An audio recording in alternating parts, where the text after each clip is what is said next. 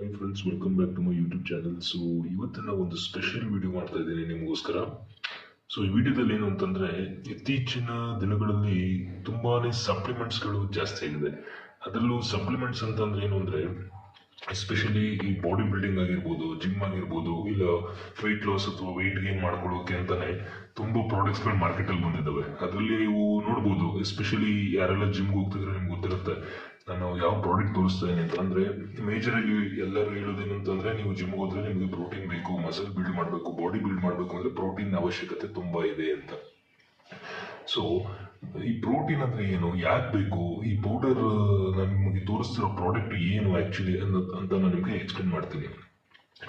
ಮೊದಲನೇದಾಗಿ ಪ್ರೋಟೀನ್ ಅನ್ನುವಂಥದ್ದು ನಮ್ಮ ದೇಹಕ್ಕೆ ಬೇಕಾಗಿರುವಂತಹ ಒಂದು ಅತ್ಯಮೂಲ್ಯವಾದಂಥ ಒಂದು ಪೌಷ್ಟಿಕಾಂಶ.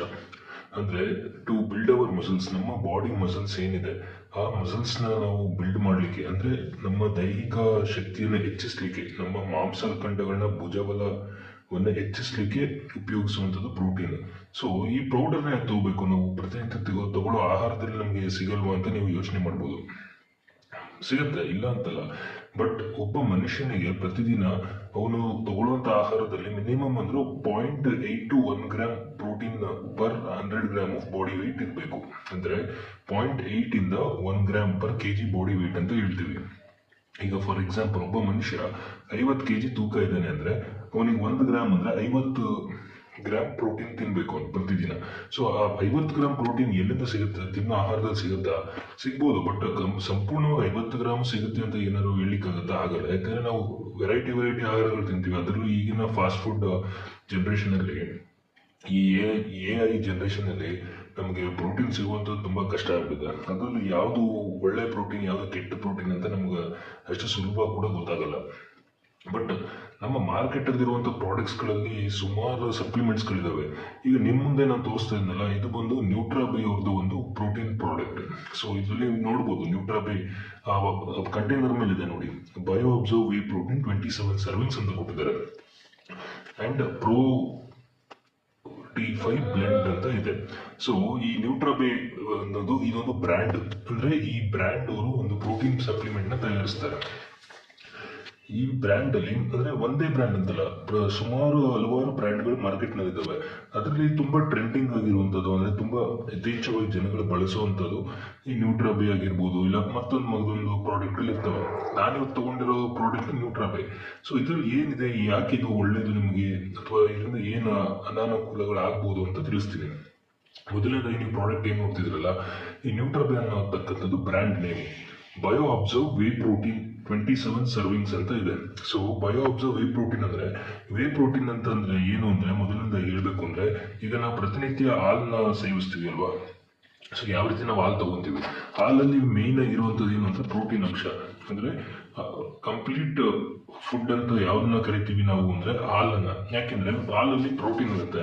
ಅದು ಯಾವ ತರ ಪ್ರೋಟೀನ್ ಅಂದ್ರೆ ಕೇಸಿನ್ ಮತ್ತೆ ವೇ ಅಂತ ಇರುತ್ತೆ, ಎರಡು ಅಂಶ. ಈಗ ನೀವು ಹಾಲನ್ನ ಕಾಯಿಸಿದಾಗ ನೋಡ್ಬೋದು, ಕೆನೆ ಕಟ್ಟುತ್ತೆ.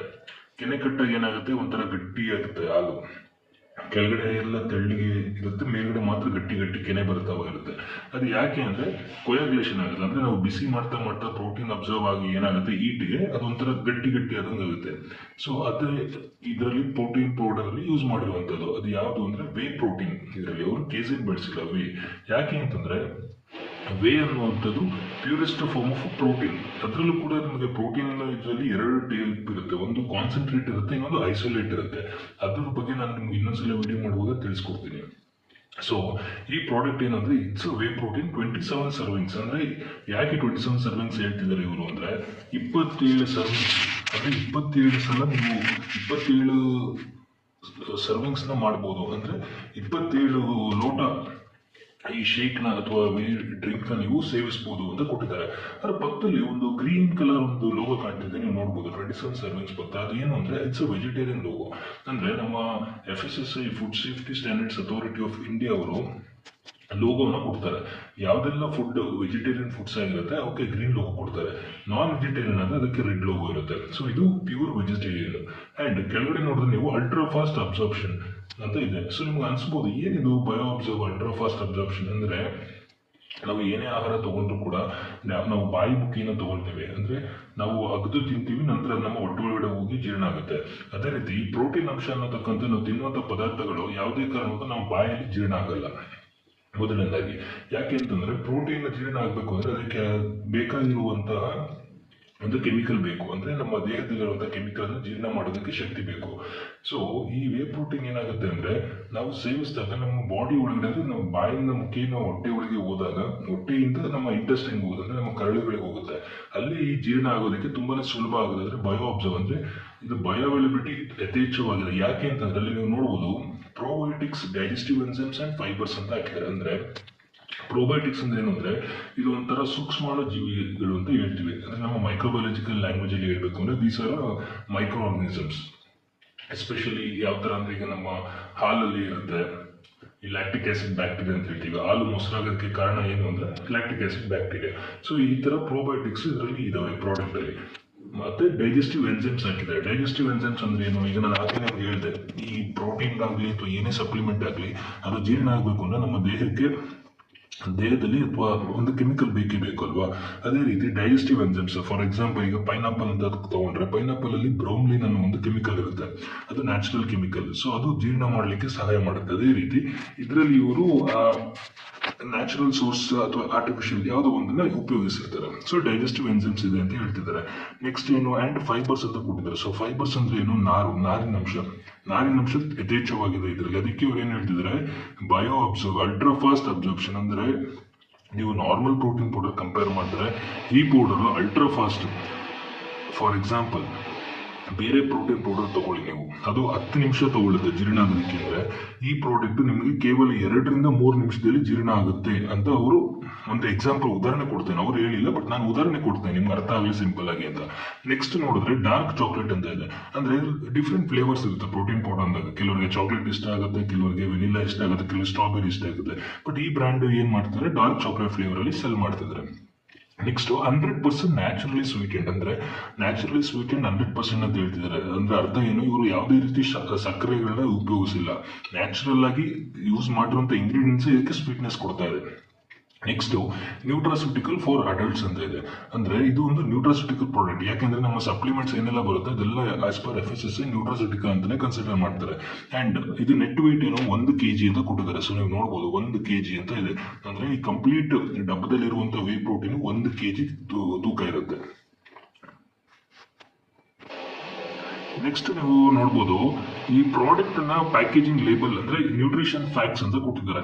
ಈ ನ್ಯೂಟ್ರಿಷನ್ ಫ್ಯಾಕ್ಟ್ಸ್ ಅಲ್ಲಿ ಏನೆಲ್ಲ ಇದೆ, ಈ ಪೌಡರ್ ತಗೊಂಡು ನಿಮ್ಗೆ ಸೇವನೆ ಮಾಡಿದ್ರೆ ಎಷ್ಟು ನ್ಯೂಟ್ರಿಷನ್ ಸಿಗುತ್ತೆ ನಿಮ್ಮ ದೇಹಕ್ಕೆ, ಎಷ್ಟು ಉಪಯೋಗ ಇದೆ ಅನ್ನೋದನ್ನ ತಿಳಿಸಿದ್ದಾರೆ. ಅದ್ರ ಜೊತೆಗೆ ಇಂಗ್ರೀಡಿಯೆಂಟ್ಸ್ ಅಂತ ಒಂದು ಟೇಬಲ್ ಇದೆ. ಅದಾದ ನಂತರ ಸ್ಟೋರೇಜ್ ಅಂತ ಇದೆ, ಅಲರ್ಜನ್ ಇನ್ಫಾರ್ಮೇಶನ್ ಅಂತ ಇದೆ, ಆಮೇಲೆ ಕಾಷನ್ ಅಂತ ಇದೆ, ಡಿಸ್ಕ್ಲೇಮರ್ ಅಂತ ಇದೆ.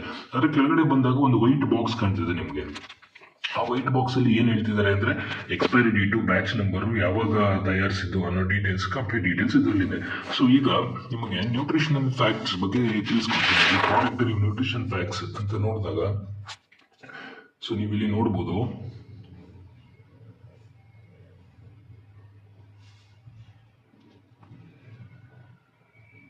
ಸೊ ನೀವು ನೋಡಿ ನ್ಯೂಟ್ರಿಷನ್ ಫ್ಯಾಕ್ಟ್ಸ್ ಅಂತ ಕೊಟ್ಟಿದ್ದಾರೆ.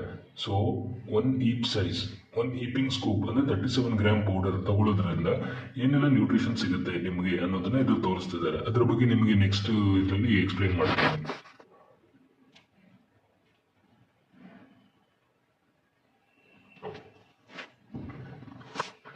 ಸೊ ಇಲ್ಲಿ ನೀವು ನೋಡಬಹುದು ಇನ್ನೊಂದು ಸೈಡ್ ಅಲ್ಲಿ ಏನ್ ಕೊಟ್ಟಿದ್ದಾರೆ ಅಂತಂದ್ರೆ ಅದ್ರ ಪ್ರೋಸೆಸ್ ಯಾವ ರೀತಿ ಇದೆ, ಪ್ರಾಡಕ್ಟ್ ಬಗ್ಗೆ ಡೀಟೇಲ್ಸ್ ಏನಿಲ್ಲ ಅಂತ ಇಲ್ಲಿ ಮೆನ್ಷನ್ ಮಾಡ್ತಾ ಹೋಗಿದ್ದಾರೆ.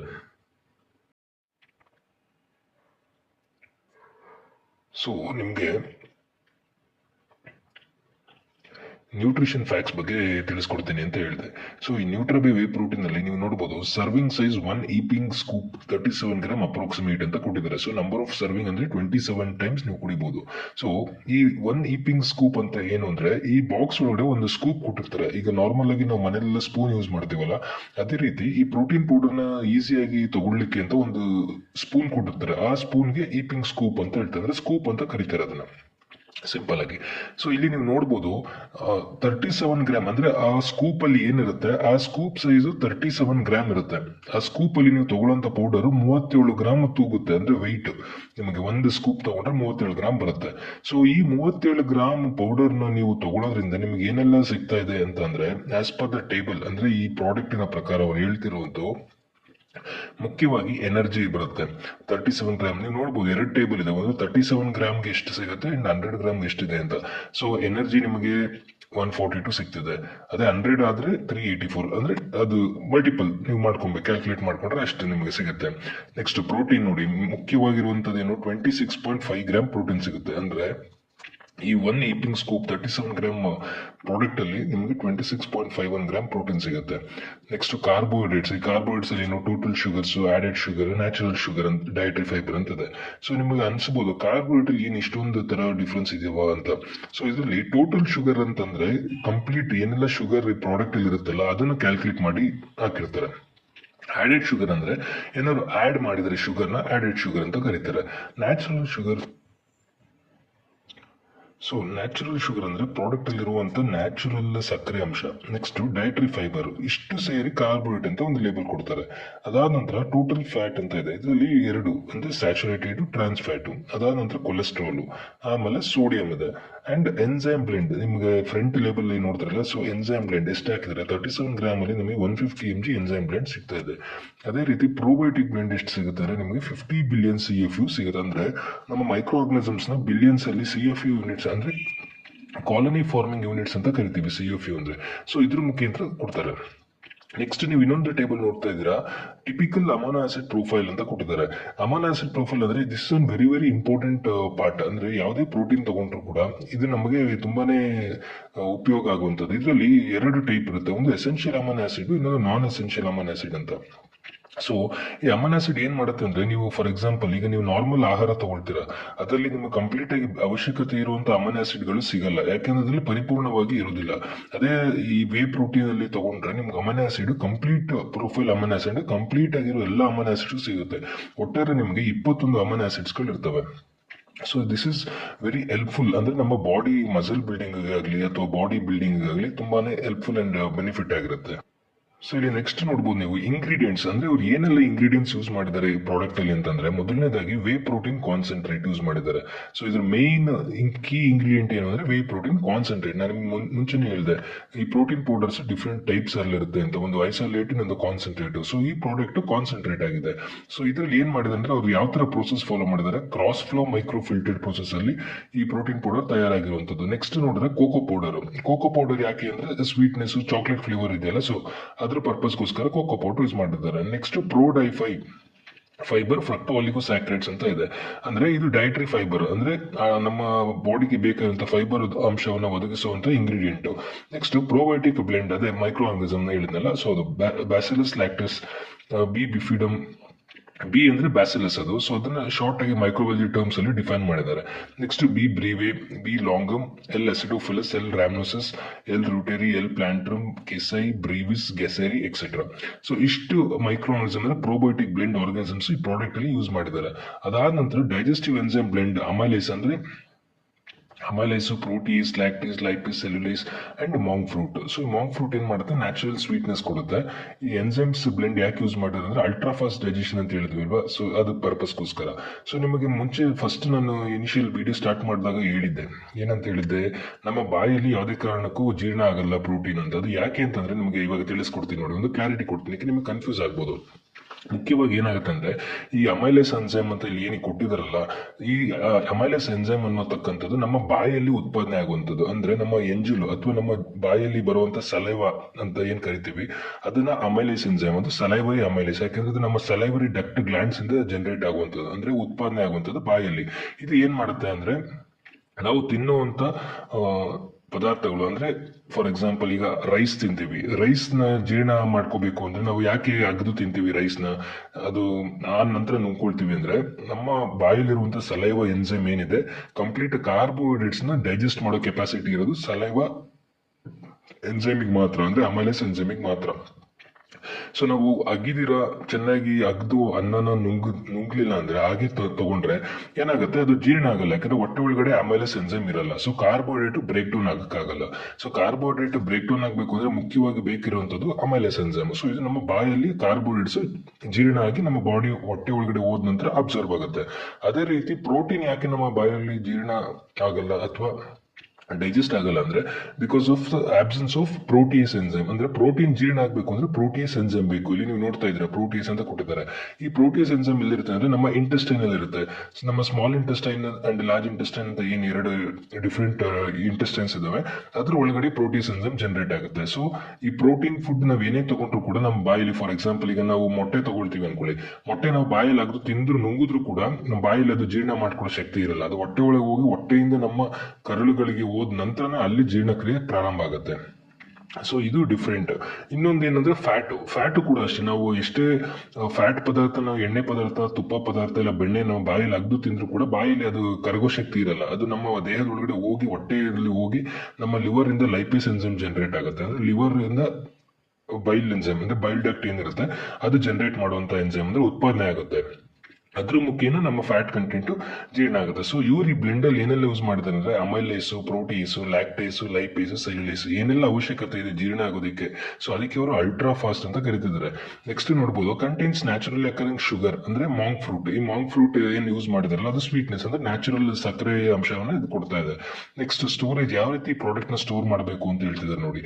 Store in cool and dry place away from direct sunlight. ಇದು ಯಾಕೆ ಹೇಳ್ತಿದ್ದಾರೆ ಅಂದ್ರೆ ಇದರಲ್ಲಿ ಯೂಸ್ ಮಾಡುವಂತ ಉತ್ಪಾದನೆಗಳು ಅಂದ್ರೆ ಮೈಕ್ರೋರಿಸಮ್ ಇವೆಲ್ಲ ನಾಶ ಆಗದೆ ಇರಲಿ, ಮತ್ತೆ ಡೈರೆಕ್ಟ್ ಸನ್ಲೈಟ್ ಇಟ್ಟಾಗ ಏನಾಗುತ್ತೆ ಅಂದ್ರೆ ಪ್ರಾಡಕ್ಟ್ ಡೆಸ್ಟ್ರಾಯ್ ಆಗೋ ಚಾನ್ಸಸ್ ಇರುತ್ತೆ. ಡೆಸ್ಟ್ರಾಯ್ ಅಂದ್ರೆ ಅದ್ರ ಒಳಗಡೆ ಇರುವಂತ ಅಂಶಗಳು ಅಂದ್ರೆ ನ್ಯೂಟ್ರಿಯೆಂಟ್ ಕಂಟೆಂಟ್ಸ್ ಏನಿರುತ್ತೆ ಅದು ರಿಯಾಕ್ಟ್ ಆಗುತ್ತೆ ಅಟ್ಮಾಸ್ಫಿಯರ್ ಆಕ್ಸಿಜನ್ಗೆ ಮತ್ತೆ ಏರ್ಗೆ ಮತ್ತೆ ಸನ್ಲೈಟ್ಗೆ ಡೈರೆಕ್ಟ್ ಆಗಿ ರಿಯಾಕ್ಟ್ ಆದಾಗ ಅಲ್ಲಿರುವಂತ ಕಂಟೆಂಟ್ ಕಡಿಮೆ ಆಗೋ ಚಾನ್ಸಸ್ ಇರುತ್ತೆ.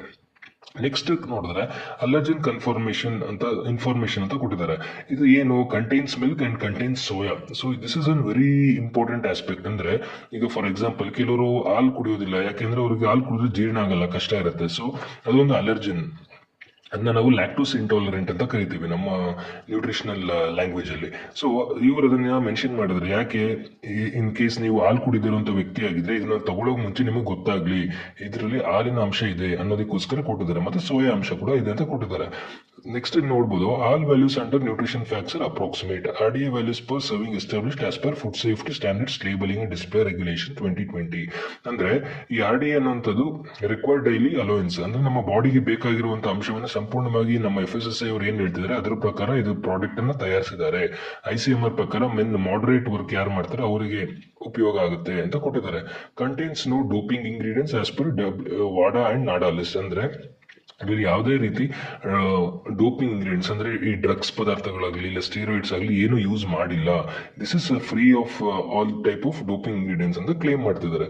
ನೆಕ್ಸ್ಟ್ ಒಂದು ಕಾಷನ್ ಕೊಟ್ಟಿದ್ದಾರೆ, ಏನು, product is required to be stored out of reach of children, not recommended for children below 5 years, pregnant, lactating women and people with any medical condition, consult dietitian before use. ಅಂದ್ರೆ ಯಾಕೆ ಈ ತರ caution ಕೊಟ್ಟಿದ್ದಾರೆ ಅಂದ್ರೆ 5 ವರ್ಷ ಮೇಲ್ಪಟ್ಟವರು ಇದನ್ನ consume ಮಾಡಬಹುದು, but ಒಳಗೆ 5 ವರ್ಷಕ್ಕಿಂತ ಕಡಿಮೆ ಇರೋರು ಇದನ್ನ ಮುಟ್ಬಾರ್ದು, ಅಂದ್ರೆ ತಗೊಳ್ಬಾರ್ದು, ಇದು ಒಳ್ಳೇದಲ್ಲ, ಡೇಂಜರ್.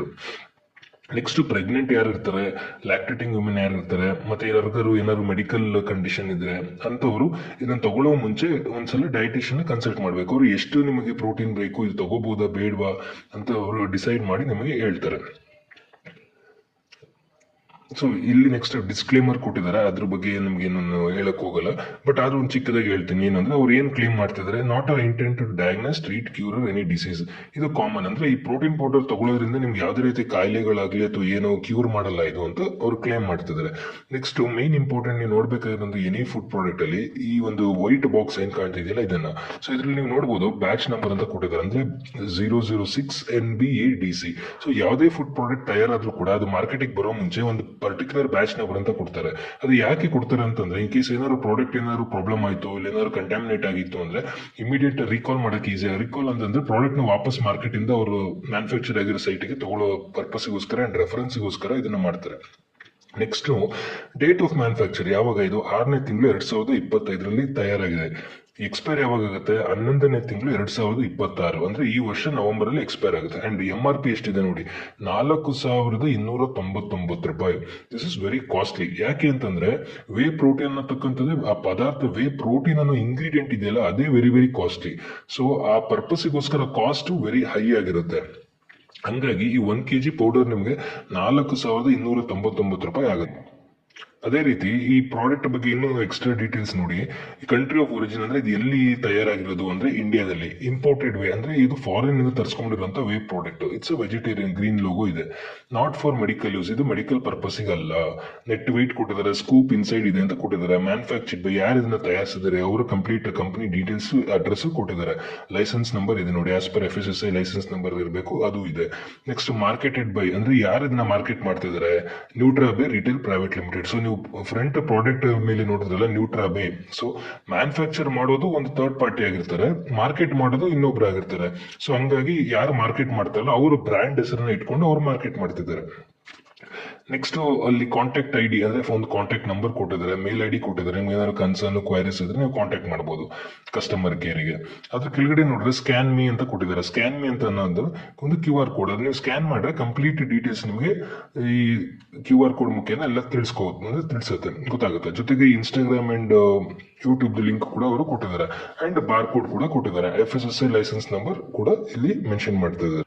ಸೊ ಇಲ್ಲಿ ನೀವು ನೋಡಬಹುದು 100% cross flow micro filtered way for peak results ಅಂತ ಕೊಟ್ಟಿದ್ದಾರೆ. ಅಂದ್ರೆ ನ್ಯೂಟ್ರಾಬೆ ಅವ್ರದ್ದು bio observe uses cross flow micro filtration. ಇವರು ಮೈಕ್ರೋ ಫಿಲ್ಟ್ರೇಷನ್ ಪ್ರೋಸೆಸ್ ಮುಖೇನ ಇದನ್ನ ತಯಾರಿಸಿದ್ದಾರೆ. ಅದೇ ನ್ಯಾಚುರಲ್ ಆಗಿ ಯಾವುದೇ ಕೆಮಿಕಲ್ ಪ್ರೋಸೆಸ್ ನ ಯೂಸ್ ಮಾಡ್ತಿಲ್ಲ. ಮತ್ತೆ ಪ್ರೋಟೀನ್ ಪ್ಯೂರೆಸ್ಟ್ ಫಾರ್ಮ್ ಅಲ್ಲಿ ಇದೆ. ಅಂದ್ರೆ ಒಳ್ಳೆ ಕ್ವಾಲಿಟಿ ಪ್ರೋಟೀನ್ ಇರಬೇಕು, ಮಿನಿಮಮ್ ಫ್ಯಾಟ್ ಇರಬೇಕು, ಲೋ ಲ್ಯಾಕ್ಟೋಸ್ ಇರಬೇಕು, ಬೆಟರ್ ರಿಸಲ್ಟ್ ಸಿಗಬೇಕು ಅಂತ. ಸೊ ಏನ್ ಮಾಡ್ತಿದ್ದಾರೆ ಅಂದ್ರೆ ಪ್ರೋಡೈಫಿ ಬ್ಲೆಂಡ್ ಅಂದ್ರೆ ಅಲ್ಟ್ರಾಫಾಟ್ ಅಬ್ಸರ್ಪ್ಷನ್ ಆಗೋದಕ್ಕೆ ಪ್ರೋಬಯೋಟಿಕ್ಸ್ ನ ಡೈಜೆಸ್ಟಿವ್ ಫೈಬರ್ಸ್ ನ ಹಾಕ್ತಾರೆ. ನೀವು ನೋಡಬಹುದು ಈಸಿಯರ್ ಡೈಜೆಷನ್ ಅಂದ್ರೆ ಇಂಟೆಸ್ಟೈನ್ ತೋರಿಸ್ತಾ ಇದ್ದಾರೆ. ನೆಕ್ಸ್ಟ್ ಫಾಸ್ಟರ್ ಪ್ರೋಟೀನ್ ಯಾವ ರೀತಿ ಪ್ರೋಟೀನ್ ಅಬ್ಸರ್ವ್ ಆಗುತ್ತೆ ನೋಡಿ, ಮಸಲ್ಸ್ ಯಾವ ರೀತಿ ರಿಕವರಿ ಆಗುತ್ತೆ, ಗ್ರೋ ಆಗುತ್ತೆ ಅಂತ. ನೆಕ್ಸ್ಟ್ ವೈ ಪ್ರೋಡೈಫಿ ಅಂದ್ರೆ ಪ್ರೋಡೈಫಿ ಯಾಕೆ ಬೇಕು? ಅದೊಂದು ಯುನಿಕ್ ಪ್ರೊಪ್ರಿಯೇಟರಿ ಬ್ಲೆಂಡ್ ಆಗಿದೆ, engineered especially for easier protein digestion, ultra absorption. ಅಂದ್ರೆ ಇದು ಪ್ರೊಪ್ರಿಯೇಟರಿ ಬ್ಲೆಂಡ್. ಸೊ ಪ್ರೋಬಯೋಟಿಕ್ಸ್ ಏನ್ ಮಾಡ್ತಾ ಇದೆ, ಎನ್ಹಾನ್ಸ್ ಪ್ರೋಟೀನ್ ಮಾಡುತ್ತೆ, ಅಬ್ಸರ್ಪ್ಷನ್, ಅಮೈನೋ ಆಸಿಡ್ ಯುಟಿಲೈಸೇಷನ್ ಆಗುತ್ತೆ. ಅದೇ ರೀತಿ ಡೈಜೆಸ್ಟಿವ್ ಎಂಜೈಮ್ ಏನ್ ಮಾಡುತ್ತೆ, promote easy break down of protein and other nutrients. Digestive fibres boost gut health to prevent bloating and gas. Next quality our body deserves ಅಂದ್ರೆ ನಮ್ಮ ಬಾಡಿಗೆ ಏನ್ ಅವಶ್ಯಕತೆ ಇದೆ ಅಂದ್ರೆ no added artificial flavor, no amino spiking, no added gluten, no preservative, no anti-foaming agent, no artificial color, no adulterant, no banned substance, no added sugar, no heavy metals, no doping agents. ಅಂದ್ರೆ ಯಾವುದೇ ರೀತಿಯಾದಂತ ಕಲಬೆರಕೆಗಳು ಇದರಲ್ಲಿ ಇಲ್ಲ. ಇದು safest product ಅಂತ ಅವ್ರು claim ಮಾಡ್ತಿದ್ದಾರೆ. Next recommended usage level ಅಂದ್ರೆ ಎಷ್ಟು ಯೂಸ್ ಮಾಡಬಹುದು ರೆಕಮೆಂಡ್ ಮಾಡ್ತಾರೆ ಅವರು ಅಂತಂದ್ರೆ, ಒಂದು heap scoop of powder 37 gram powder ನ 200 ರಿಂದ 250 ml ಕೋಲ್ಡ್ ವಾಟರ್ ಅಥವಾ ಹಾಲಿನ ಮುಖೇನ ಅಥವಾ ನಿಮ್ಮ ಯಾವ ಬ್ಯೂರೇಜ್ ಆಫ್ ಚಾಯ್ಸ್ ಅಲ್ಲಿ ನೀವು ಈ ಪೌಡರ್ ನ ಆಡ್ ಮಾಡ್ಕೊಂಡು ಮಿಕ್ಸ್ ಮಾಡ್ಕೊಂಡು ನೀವು ಅದನ್ನು ತಗೊಳ್ಬಹುದು ಅಂತ ಹೇಳ್ತಿದ್ದಾರೆ. ಸೊ ಇಲ್ಲಿ ನೀವು ನೋಡಿದ್ರೆ your way your choice. So bio observe with natural sweetener, monk fruit, flavour available, dark chocolate. ಇನ್ನೊಂದು ಬಂದು ಮಿಲ್ಕ್ ಚಾಕ್ಲೇಟ್, ಕೇಸರ್, ಬಾದಾಮ್, ಸ್ಟ್ರಾಬೆರಿ, ಡಲ್ಗೋನಾ ಕಾಫಿ. ಸೊ ಈ ತರ ಡಿಫ್ರೆಂಟ್ ಫ್ಲೇವರ್ಸ್ ಗಳಲ್ಲಿ ಕೂಡ ಈ ನ್ಯೂಟ್ರಾಬೆ ಪ್ರಾಡಕ್ಟ್ ನಿಮಗೆ ಸಿಗ್ತದೆ. ಸೊ ಈಗ ನಿಮಗೆ ಪ್ರಾಡಕ್ಟ್ ಬಗ್ಗೆ ಡೀಟೇಲ್ಸ್ ಹೇಳಿದೆ. ಈಗ ಬಾಕ್ಸ್ ಒಳಗಡೆ ಹೇಗಿದೆ ಪ್ರಾಡಕ್ಟ್ ಅಂತ ನಿಮಗೆ ತೋರಿಸ್ತೀನಿ. ಆಲ್ರೆಡಿ ನಾನು ಯೂಸ್ ಮಾಡ್ತಾ ಇದ್ದೀನಿ. ಸೊ ಪ್ರಾಡಕ್ಟ್ ನಿಮ್ಗೆ ಓಪನ್ ಮಾಡಿ ತೋರಿಸ್ತೀನಿ ಒಂದ್ಸಲ ನೋಡಿ. ಸೊ ಪ್ರಾಡಕ್ಟ್ ಕ್ಯಾಪ್ ಓಪನ್ ಮಾಡಿದಾಗ ಈ ತರ ಒಂದು ಸೀಲ್ ಇರುತ್ತೆ ಪ್ರಾಡಕ್ಟ್ ಇದಕ್ಕೆ. ಯಾಕೆಂತಂದ್ರೆ ಯಾವುದೇ ರೀತಿ ಮಾಯಿಶ್ಚರ್ ಆಗಲಿ ಏರ್ ಆಗಲಿ ಅಬ್ಸರ್ವ್ ಆಗದೆ ಇರಲಿ ಅನ್ನೋ ಒಂದು ಪರ್ಪಸ್ಗೋಸ್ಕರ ಈ ತರ ಒಂದು ಫಿಲ್ಮ್ ನ ಸೀಲ್ ಮಾಡಿರ್ತಾರೆ. ನಾನು ಆಲ್ರೆಡಿ ಯೂಸ್ ಮಾಡಿರೋದ್ರಿಂದ ಪ್ರಾಡಕ್ಟ್ ಓಪನ್ ಆಗಿದೆ ಸೀಲ್. ಸೊ ನಿಮ್ಗೆ ಇಲ್ಲಿ ಒಳಗಡೆ ತೋರಿಸ್ತೀನಿ ನೋಡಿ ಪ್ರೋಟೀನ್ ಪೌಡರ್ ಯಾವ ರೀತಿ ಇದೆ ಇದು ಒಳಗಡೆ ಅಂತ. ಸೊ ಕಾಣಿಸ್ತಿದೆ ನಿಮ್ಗೆ. ಸೊ ನೋಡ್ಬೋದು ಇದು ನಮ್ಮ ವೇ ಪ್ರೋಟೀನ್ ಪೌಡರ್. ಅಲ್ಲಿ ಒಳಗಡೆ ಒಂದು ಪ್ಲಾಸ್ಟಿಕ್ ಕಪ್ ತರ ಇದೆಯಲ್ಲ ಅದು ಬಂದು ಸ್ಕೂಪ್. ಸೊ ಆ ಸ್ಕೂಪ್ ಮುಖೇನ ನಾವು ಈ ಪೌಡರ್ ನ ಹಾಕೊಂಡು ಹಾಲು ಅಥವಾ ನೀರು ಯಾವ್ದಕ್ಕಾದ್ರು ಮಿಕ್ಸ್ ಮಾಡ್ಕೊಂಡು ತಗೊಳ್ಬಹುದು. ಸೊ ಇದು ನಮ್ಮ ವೇ ಪ್ರೋಟೀನ್ ಪೌಡರ್, ನ್ಯೂಟ್ರಾಬೆ ಅವರ ಪ್ರಾಡಕ್ಟ್. ಸೊ ನಿಮ್ಮೆಲ್ಲರಿಗೂ ಈ ನ್ಯೂಟ್ರಾಬೆ ಪ್ರಾಡಕ್ಟ್ ಬಗ್ಗೆ ಒಂದು ಐಡಿಯಾ ಅಂಡ್ ಇನ್ಫಾರ್ಮೇಶನ್ ಕೊಟ್ಟಿದ್ದೀನಿ ಅಂತ ನನಗೆ ಸಮಾಧಾನ ಆಗಿದೆ. ಅಂಡ್ ನೀವು ಕೂಡ ಈ ಪ್ರಾಡಕ್ಟ್ ನ ಆರಾಮಾಗಿ ಯೂಸ್ ಮಾಡಬಹುದು. ಏನಾದ್ರು ಡೌಟ್ಸ್ ಇದ್ರೆ ಕ್ವೈರೀಸ್ ಇದ್ರೆ ನಿಮ್ಮ ನಮ್ಮ ಯೂಟ್ಯೂಬ್ ವಿಡಿಯೋದಲ್ಲಿ ಕಮೆಂಟ್ ಬಾಕ್ಸ್ ಅಲ್ಲಿ ಕಮೆಂಟ್ ನ ತಿಳಿಸ್ಕೊಡಿ. ನೆಕ್ಸ್ಟ್ ಯಾವ ಪ್ರಾಡಕ್ಟ್ ನ ರಿವ್ಯೂ ಮಾಡಬೇಕು ಅಂತ ಕೂಡ ತಿಳಿಸ್ಕೊಡ್ರೆ ಆ ಪ್ರಾಡಕ್ಟ್ ನ ಕೂಡ ರಿವ್ಯೂ ಮಾಡೋಣ. ಅಂಡ್ ನಿಮ್ಗೆ ಇನ್ನೊಂದು ಹೇಳೋಕೆ ಇಷ್ಟಪಡ್ತೀನಿ ಏನಂತಂದ್ರೆ ಈ ಪ್ರಾಡಕ್ಟ್ ಯಾವುದೇ ರೀತಿ ಮಾರ್ಕೆಟಿಂಗ್ ಆಗಿಲ್ಲ. ನನ್ನ ಸೆಲ್ಫ್ ಪರ್ಚೇಸ್ಡ್ ಪ್ರಾಡಕ್ಟ್ ಆಗಿದೆ. ಸೊ ಹಂಗಾಗಿ ಇದಕ್ಕೆ ಯಾವುದೇ ರೀತಿ ಮಾರ್ಕೆಟಿಂಗ್ ಆಗಲಿ ಅಥವಾ ಏನೇ ಆಗಲಿ ನಾನೇನು ಮಾಡ್ತಾ ಇಲ್ಲ. ಜನರಲ್ ನಾನು ಯೂಸ್ ಮಾಡ್ತಿರುವಂಥ ಪ್ರಾಡಕ್ಟ್ನ ನಿಮಗೆ ಒಂದು ನಾಲೆಜ್ನ ಶೇರ್ ಮಾಡ್ತಾ ಇದ್ದೀನಿ. ಆಸ್ ಅ ನ್ಯೂಟ್ರಿಷನಿಸ್ಟ್ ನನ್ನ ಪರ್ಪಸ್ ಏನಿದೆ, as a food science professional ಆಗಿ ನಿಮಗೆ ಒಂದು ವಿಡಿಯೋವನ್ನು ತೋರಿಸ್ತಾ ಇದ್ದೀನಿ. ಪ್ರೋಟೀನ್ ಪೌಡರ್ ಬಗ್ಗೆ, ಒಂದು ಸಪ್ಲಿಮೆಂಟ್ ಬಗ್ಗೆ ನಿಮಗೆ ತೋರಿಸ್ತಾ ಇದ್ದೀನಿ, ಒಂದು ಬ್ರ್ಯಾಂಡ್ ಪ್ರಾಡಕ್ಟ್ನ. ಸೊ ನಿಮಗೆ ವಿಡಿಯೋ ಇಷ್ಟ ಆಗಿದ್ರೆ ಲೈಕ್ ಮಾಡಿ, ಶೇರ್ ಮಾಡಿ, ಕಮೆಂಟ್ ಮಾಡಿ, ನನ್ನ ಚಾನಲ್ಗೆ ಸಬ್ಸ್ಕ್ರೈಬ್ ಮಾಡಿ. ಇನ್ನಷ್ಟು ಹಲವಾರು ವಿಡಿಯೋಸ್ಗಳನ್ನ ನಿಮಗೋಸ್ಕರ ಮುಂದೆ ತರ್ತೀನಿ. ದಯವಿಟ್ಟು ಸಪೋರ್ಟ್ ಮಾಡಿ. Thank you.